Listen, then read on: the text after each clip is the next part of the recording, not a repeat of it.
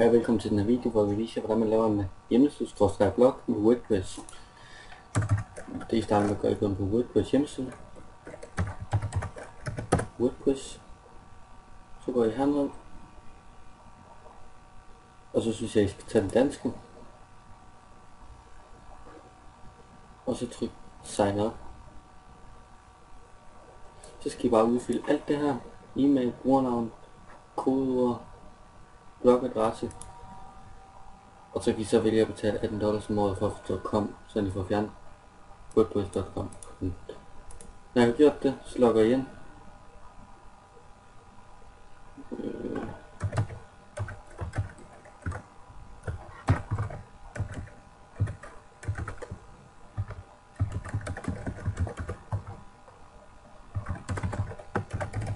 Den der e-mail, det er ikke en, I skal skrive spørgsmål til. Det er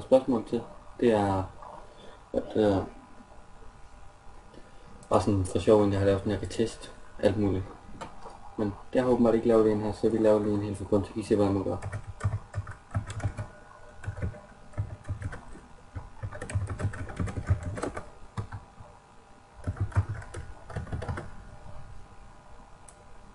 Og lad mig selv foreslå noget af din e-mail, men det vil jeg vist på noget andet. Sådan.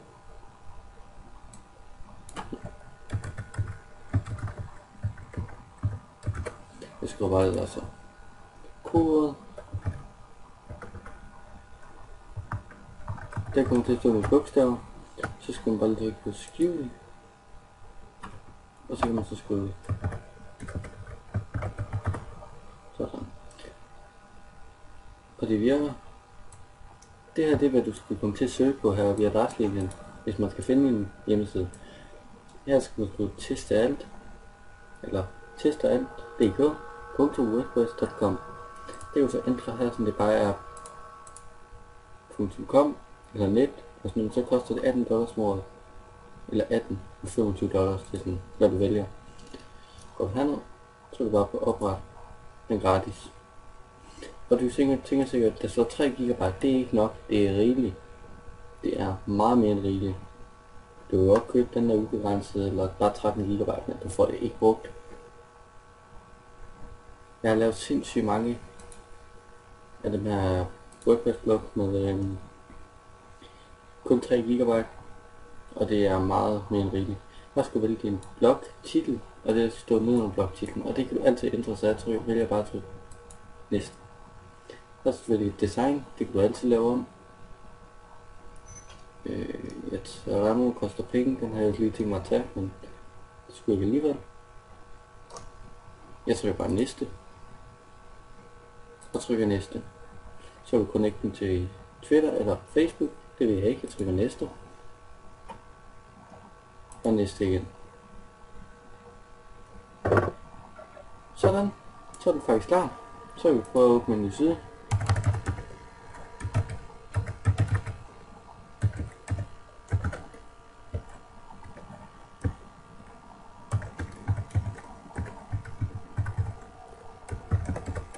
Og det er det, du søger på for at finde den blog, jeg lige har lavet. Så kommer man ind på her. For at bevise, at jeg har lavet den, så kan jeg gå herind. Mit indlæg. Tekst. Nej, det vil jeg ikke.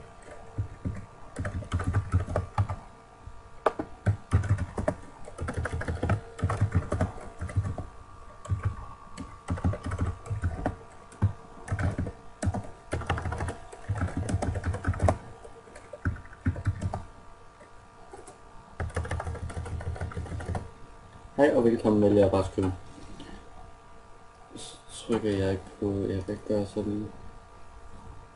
Altså, nu skal jeg lige gøre rigtigt her, ikke? Jeg skal trykke der. Undskyld, det var lige en lille fejl. Sådan der.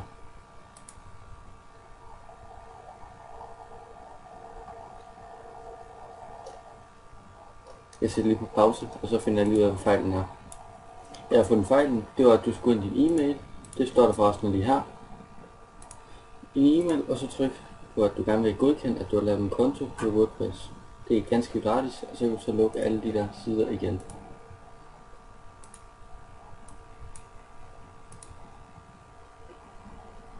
Sådan.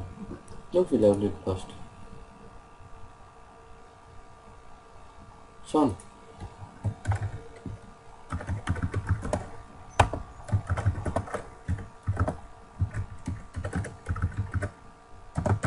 Hej og velkommen, og så trykker vi på wiki.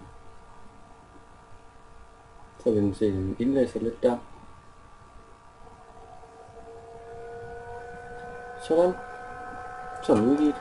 Du kan se, det står hej og velkommen. Og vi kan lige prøve den her.